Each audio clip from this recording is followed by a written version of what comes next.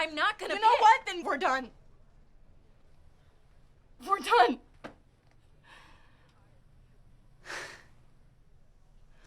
Fine.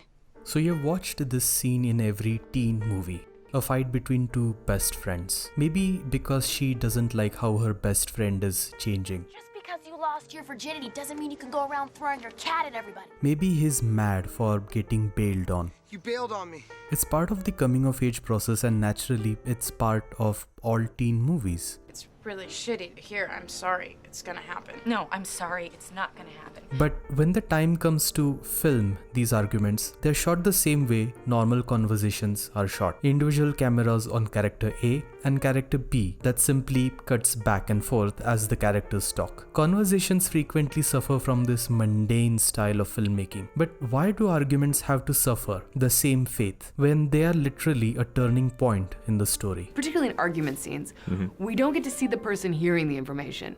Fine. No. And it's fascinating to watch someone being hurt. How easy would A, B, A, B, A, B be? It would just Exactly. be like, boom, boom, done. boom. This is exactly why I fell in love with the argument scene from 2019's Booksmart, Olivia Wilde's teen comedy masterpiece. The film already has a lot of innovative filmmaking, something that film aficionados like me can have a field day with. But it's something really special when you can take a potentially mundane scene like two people arguing and turn it so cinematic that it elevates the story and emotions of the characters. So today, let's break down how Olivia Wilde, through astonishing filmmaking, turned your everyday teenage argument into something completely unforgettable. Okay, so let's set the stage first. It's the eve of the high school graduation. Academic overachievers and best friends Amy and Molly worked too hard for 4 years. Never had any fun, only to realize that their peers who did have fun and partied still got into the same prestigious colleges they did. So they decide to cram 4 years of lost fun into a single night. Halfway through the film, Amy and Molly make it to their popular classmates' party. And just when things finally start to settle, Amy sees her crush, a girl named Ryan, making out with Molly's crush, Nick, in the pool. Fearing that Molly will be devastated, Amy tries to convince Molly to leave the party, but Amy, no. and hence the argument ensues. Firstly, this entire scene is a single continuous take of around 3 minutes 47 seconds. It doesn't have the usual A-B style of filmmaking, but the scene doesn't begin here. Oh my god, there you are. How's it going? Did you find Ryan? It begins here. The camera follows Amy for almost 30 seconds, and by the time she finds Molly, we can already relate to the hurt and desperation she's feeling. When a disturbed and hurt Amy finds the extremely happy Molly, we suddenly feel something bad is about to happen, and this uneasiness sets the stage for the entire argument. If you replace those 30 seconds with a single cut that takes us from Amy getting out of the pool directly to Amy finding Molly, the uneasiness is totally lost and the argument seems to start slightly abruptly. And that is why the long take works so well. Then two actors, Beanie Feldstein and Caitlin Dever, who can handle the extreme kind of emotional acrobatics of a scene, an argument that's very intense, that will be done in one shot. So they have to remain not only, knowing their lines and their choices, but completely present. And my dream with that was to show people listening. What is that supposed to mean? I think so often, particularly in argument scenes, we don't get to see the person hearing the information. No. And it's fascinating to watch someone being hurt, frankly, and seeing how they react in that moment, because it's not often logical. The reaction is something emotional.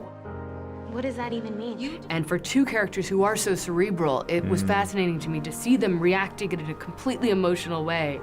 And it was only possible to do in one shot.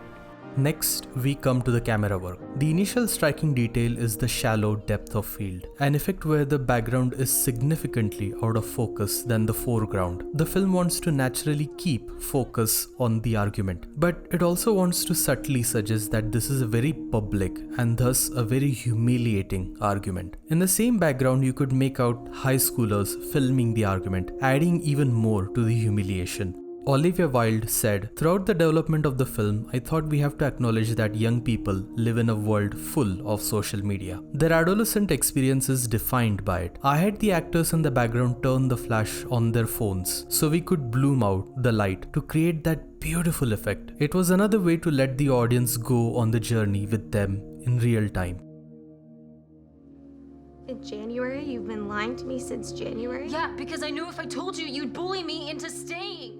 The next detail is the ever-moving camera that is serving a very important purpose. This back and forth mirrors a tennis match of sorts, as though Amy and Molly are taking shots at presenting their side. And the camera, just like the audience, can't really decide who is right and who is wrong. Because, well, it's neither. Molly wants to shame Amy for always backing out, but Amy is struggling to hide the truth. So she's accusing Molly of always pushing her to do things. To DC together, our whole plan. That was your plan. That was never my plan. It's always your I can't believe you. You think Eventually, as the argument escalates, something stunning happens. fucking coward, Amy. You're selfish and mean. You're a bad friend. You're a fucking bad friend.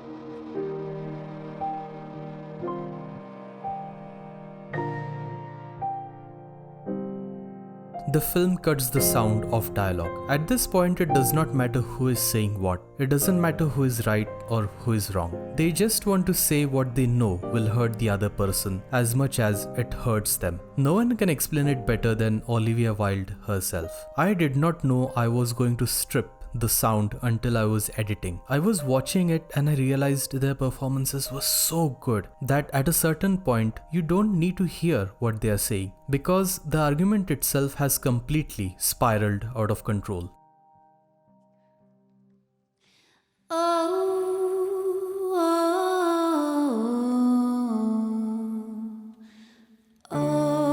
I love teen stories. It is a subgenre that explores characters living in this weird place between childhood and adulthood. There may be regret of missing out or a fear of change. Best friends fall apart. They find romantic partners or maybe they just move on. But what can make these stories even better is the filmmaking. This isn't a video that is shaming other teen movies for not having as great a filmmaking as Booksmart. Hell, The Age of 17 is actually one of my all-time favorite films. This is just a reminder that filmmaking as a storytelling device still holds limitless potential. There are still new and innovative ways to tell a story apart from the usual stuff. Stories about change and regret are beautiful. And if they're told through mesmerizing filmmaking like this, they will be even more so.